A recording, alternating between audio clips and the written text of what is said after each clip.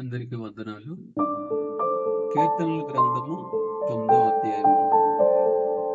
నా పూర్ణ హృదయముతో నేను యెహోవాను స్తుతించెదను. యెహోవా నీ అద్భుత కార్యాలన్నిటినీ నేను వివరించెదను.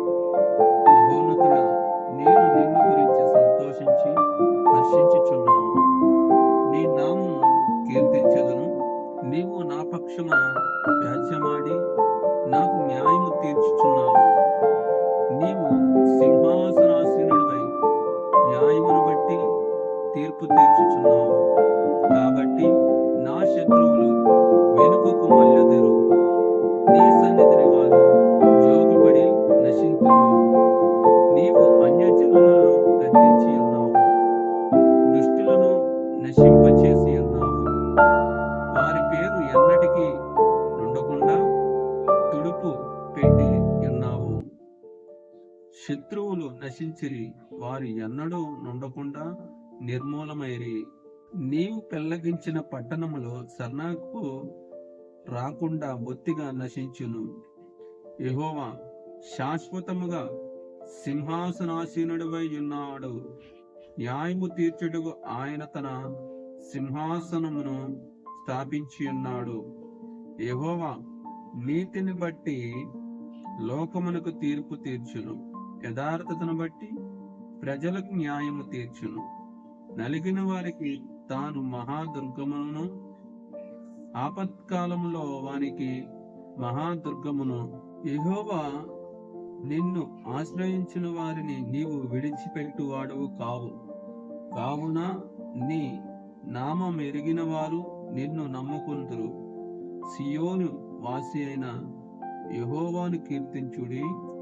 ఆయన క్రియలను ప్రజలలో ప్రచురము చేయుడి.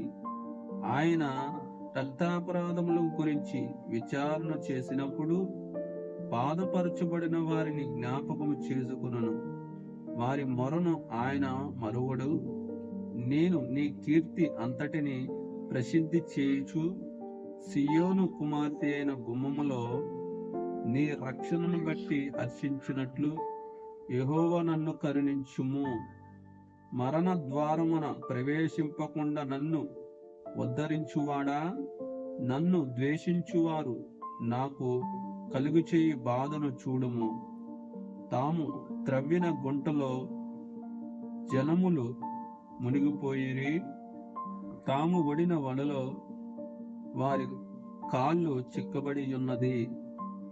యెహోవా ప్రత్యక్షమాయెను, ఆయన తీర్పు తీర్చి ఉన్నాడు. దుష్టులు తాము చేసుకున్న దానిలో చిక్కి ఉన్నారు. దుష్టులను దేవుని మరచు జనులందరూ పాతాళమునకు దిగిపోవుదురు. దరిద్రులు నిత్యము మరువబడరు. బాధపడిన వారిని నిరీక్షణాస్పదము ఎన్నటికి నశించదు. యెహోవా లెమ్ము, నరులు ప్రబలక పోవుదురుగాక.